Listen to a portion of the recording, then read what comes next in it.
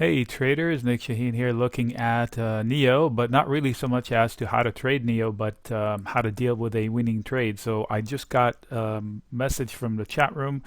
Somebody's asking, they were fortunate enough to own NEO calls into this RIP. So this is NEO EV, nice buy the dip situation, and they own a December, way out in time, call at I believe 45. They paid about 350 for it. Now it's worth about six and change. So they can sell it for six and change, and they would have pretty much invested 350 and netted $3 in profits. So that's $300 per one contract.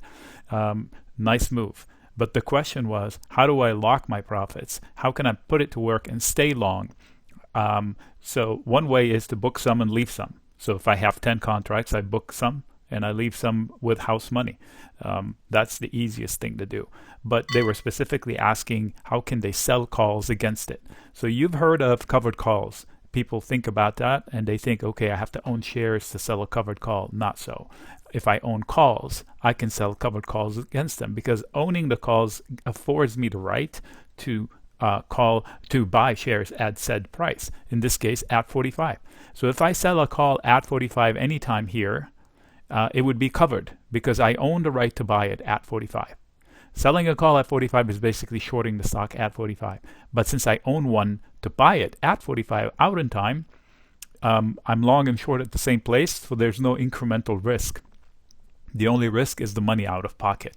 Okay, so recap the numbers. December 45 call owned by person, and they want to sell something against it to make it work. Well, the simplest thing is to do it in the same period of time. So that would be turn a naked call into a debit call spread. And here's how it would work. So that's not it.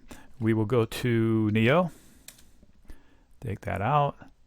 And the time frame has 198 days on the clock. And the call we're talking about is this one. See, it's $6. So they own it already. So they don't have to buy that part. That part is already bought.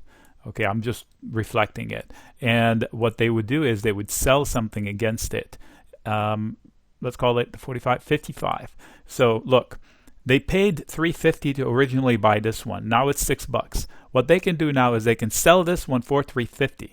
So in essence, they would own this asset, which is a bullish asset, debit call spread. It's a bullish scenario that needs price to go up in order to appreciate in value. Currently, its value is $2.55. They would have paid zero for it, essentially, rounding up, 3 cents. Why? Because they were fortunate enough to have owned this before the rally, and then the rally happened. So now they can, quote, leg into a spread by doing this part, not this part. This part is done already. They add this part. So the order book would look like this, and it would say a covered call, basically. The system would know it's a covered call, and it matches them up because they own the 45, and now they're selling the 55, and they're collecting exactly what they paid for this one. So in essence, this cost for them would be zero for the spread when it's now, let me see, what was it, 250? 255. They paid zero for it. So now on their books, they would have a debit call spread, cost zero, value is 55. So they would show a profit of $255 per contract. So they locked their prices. This is a no-lose situation. Let's say price falls and this drops, the value drops to 1. Okay? Let's say the price of the stock drops and the value drops to 1, and they sell it to close it. That 1 is pure profit. So any value they retain out of this, if it rallies, then this turns into 10. That's the maximum. And it's pure profit, $10 of profit.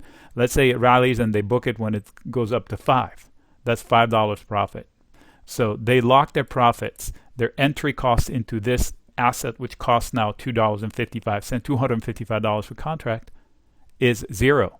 They got into it by legging in, bought the one, they got the rally they wanted, they sold this one to lock it.